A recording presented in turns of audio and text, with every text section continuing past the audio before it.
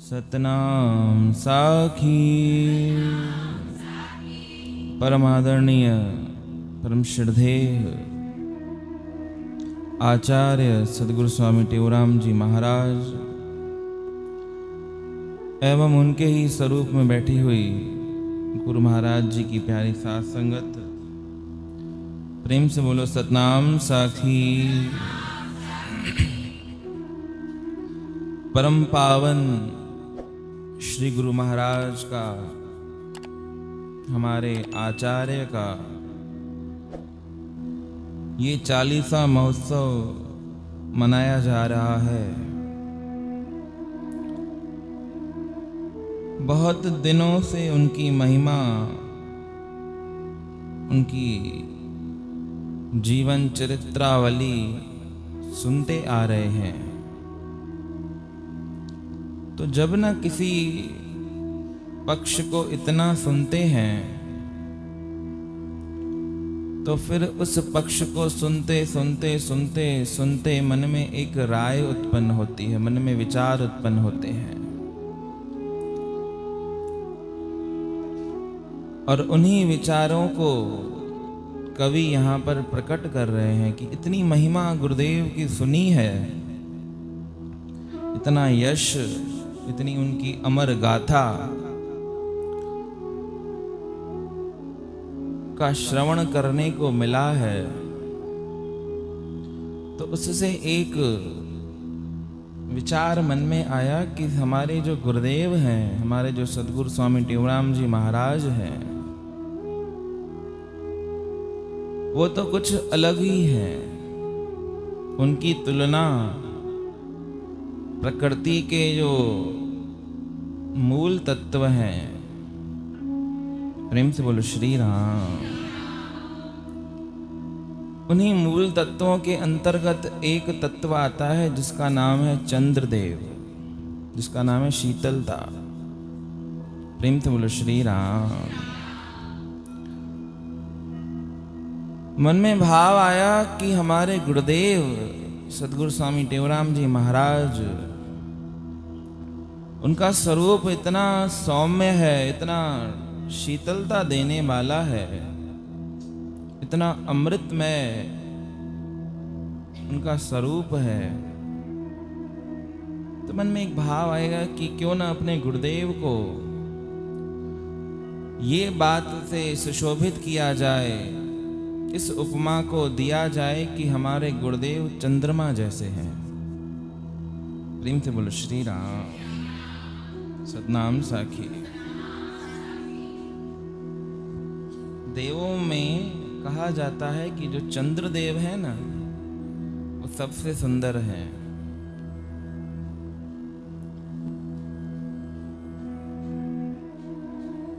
तो देवताओं के इतने प्रिय देव चंद्रमा, उनसे तुलना की गई, उनकी उपमा दी गई सद्गुरु स्वामी टेवराम जी महाराज के स्वरूप से। आ जाता है ना भाव। तो जब चंद्रमा की तरफ नजर गई, चंद्रमा को देखा, उस चंद्रदेव का दर्शन किया, तो देखा गया कि उसमें तो दाग है, परंतु ये दाग सद्गुरु स्वामी टेवराम जी महाराज में तो दिखाई नहीं देता है। तो लिखने वालों ने लिखा कि चंद्र त चमके उभ में, अर्थात जो चंद्रमा चमकता है आसमान में,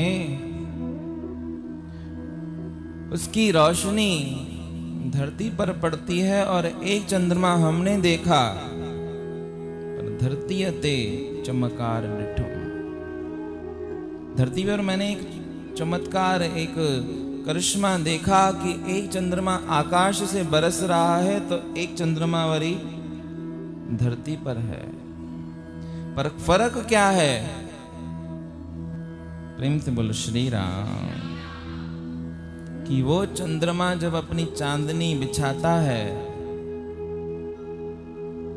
तो उसमें दोष आता है, 15 दिन वो छोटा होता है, फिर 15 दिन बड़ा होता है। उसमें 2 पक्ष रखे गए हैं, शुक्ल पक्ष और कृष्ण पक्ष, कि भली पूनम जो खणी चंद्र हो जाए, भले ना अपनी पूर्ण अवस्था पे जब चंद्रमा पहुंचता है तब भी देखा जाता है कि किसी श्राप के वशीभूत होकर उस चंद्रमा के ऊपर भी दाग दिखाई देता है। प्रेम से बोलो श्री राम। ऐसा हमारे गुरुदेव के लिए, सदगुरुदेव महाराज के लिए लिखा गया कि पर सतगुरु टेऊ राम संदो नूरानी नूर बेदाग डिठो। वो जो चंद्रमा है वो भले अपनी सर्वोच्च अवस्था में होता है, पर उसके बाद भी उसमें देखा जाता है कि एक दाग है। और हमारे गुरुदेव में तो कोई दाग है ही नहीं। तो नंडो वडो थे चंद्र मगर मुंह सतगुर खे हिक सार डिठो।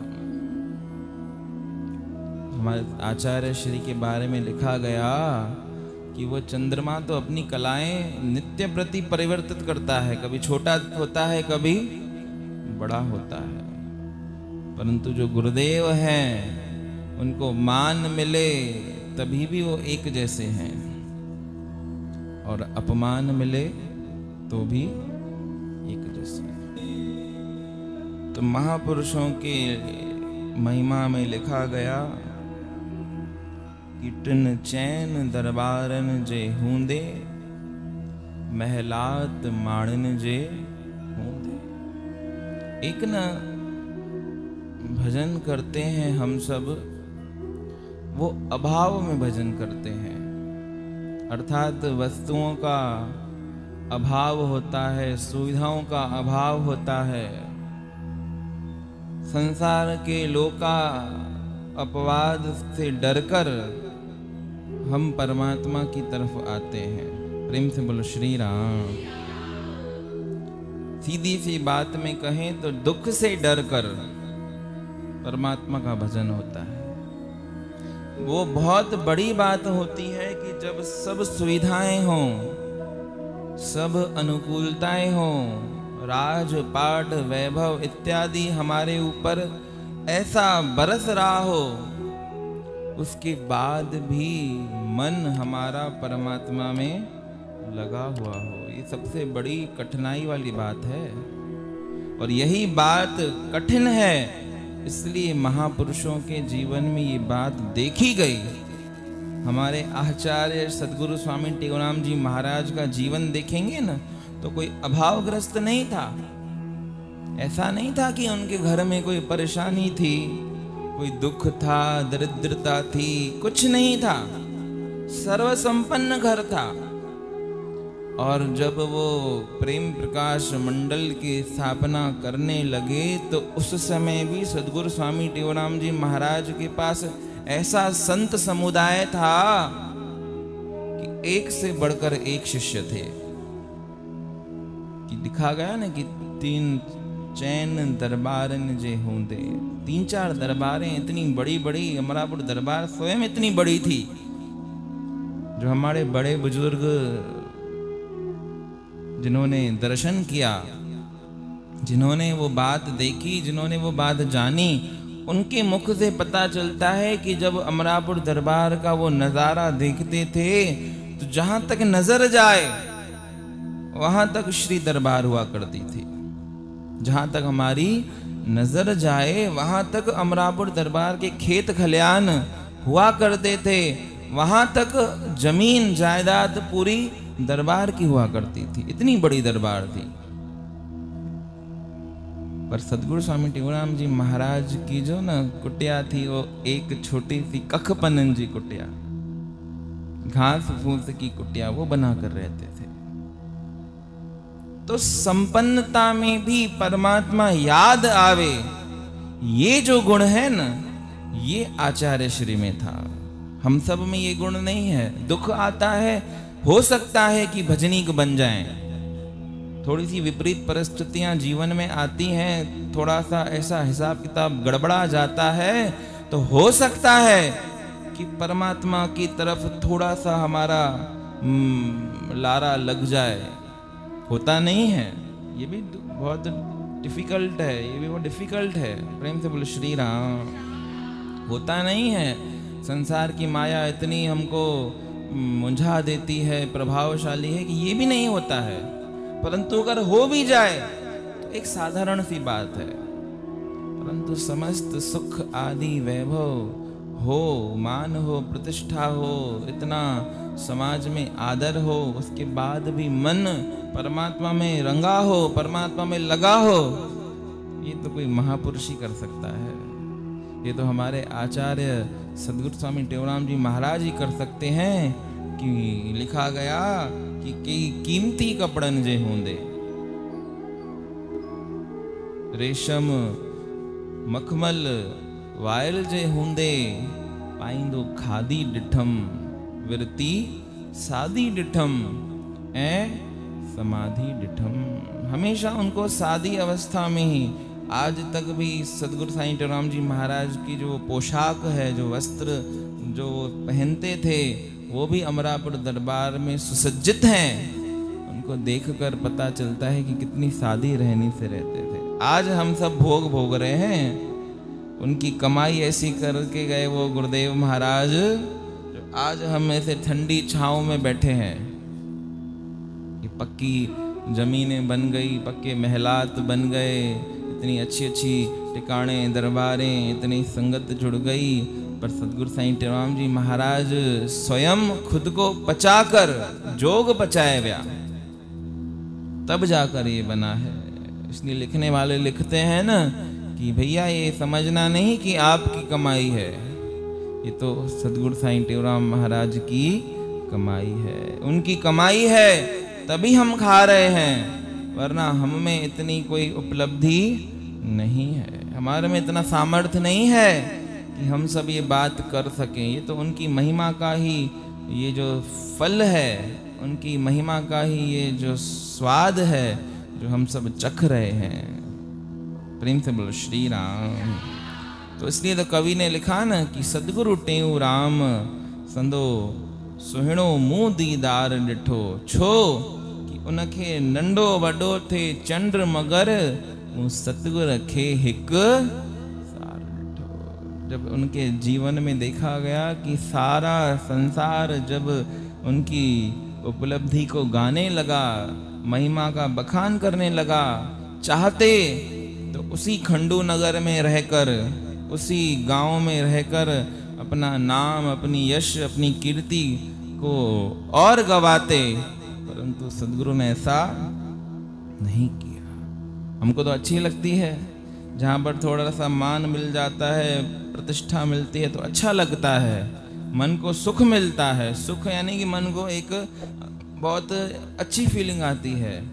परंतु सदगुरु स्वामी टेवराम जी महाराज के विषय में लिखा गया कि नाम कीर्ति जय जयकारा, इन बातों से संत न्यारा। वो न्यारे हो गए जब देखा कि अब यहाँ पर नाम होने लगा है, अब ये जो विजय पताका है ये अब स्टार्ट हो गई है, लोगों को अब लगने लगा है कि इस दर पर, इस चौखट पर जाकर झुकना चाहिए। तब सदगुरु स्वामी टेवराम जी महाराज ने निर्णय किया कि अब यहाँ पर नहीं रहना, अब जाना है कहीं जंगल में, एकांत स्थान में, जहाँ पर कोई भी नहीं आवे। पर कहा जाता है ना कि जहाँ पर मिठाई होती है, मिठाई समझ रहे हो ना, शहद होता है या मिठाई होती है, तो वहाँ पर फिर मधुमक्खियाँ आ ही जाती हैं। तो जहाँ पर संत महात्मा बैठ के भजन करते हैं तो वह स्थान भी फिर तीर्थ बन ही जाते हैं। तो ये जो मैंने आपको कथा बताई, उस कथा से भी यही सार लेना चाहिए। कथा तो सुन ली हमने, पर उससे सार ये लेना चाहिए कि जब भी व्यक्ति को शक्ति आवे, जब व्यक्ति को ऐसा मान प्रतिष्ठा का अनुभव हो, तब उस मान प्रतिष्ठा में अहंकारता को धारण न करके विवेक को धारण करना चाहिए। और विवेक जब होता है तो शक्ति भी हाथों में रुक जाती है। और विवेक नहीं होता, अविवेकी पुरुष क्या करता है, स्वयं का भी नाश कर देता है और स्वयं के साथ साथ जो उसके संग होता है उसका भी वो विनाश कर देता है। तो अविवेकी नहीं बनना चाहिए। शक्ति होनी चाहिए, कोई बात नहीं, पर शक्ति को संभालने के लिए ज्ञान, विवेक, ये सब जीवन में होना चाहिए। ये सब हमारे आचार्य सद्गुरु स्वामी टेवराम जी महाराज के जीवन में देखा गया कि उनके जीवन में भले ही कितना भी पद प्रतिष्ठा मान वैभव था, पर उसको संभालने के लिए, उनको अंदर में धारण करने के लिए सद्गुरु साईं टेवराम जी महाराज के पास धैर्य भी था, विवेक भी था, बुद्धि भी थी और ज्ञान के वो अपार सागर भी थे, जिससे कभी भी उनके जीवन में वो विचलितपन नहीं आया। वो एक जैसे रहे, दुख में भी एक जैसे रहे और सुख में भी एक जैसे रहे। ऐसा नहीं था कि खंडू में जब टंडे आदम में जब लोग आने लगे, सारे संसार में वो यश होने लगा, तो गुरुदेव ने ऐसा कुछ काम किया कि जिससे लगे कि अहंकारता का प्रतीक है। ऐसा नहीं किया। प्रेम से बोलो श्री राम, सतनाम साखी। और ऐसा भी नहीं किया कि जब दुख थे, खुद के घर में आकर विद्रोहियों ने उनको इतना सुनाया था, उनके घर की सारे हिसाब किताब बिगड़ गए थे, फिर भी किसी को उलाहना उन्होंने नहीं दिया। यहाँ तक कि टंडे आदम दरबार में जब वो निवास करते थे कि स्वयं की झोपड़ियों को आग लगा दी गई, फिर भी गुरुदेव महाराज विचलित नहीं हुए।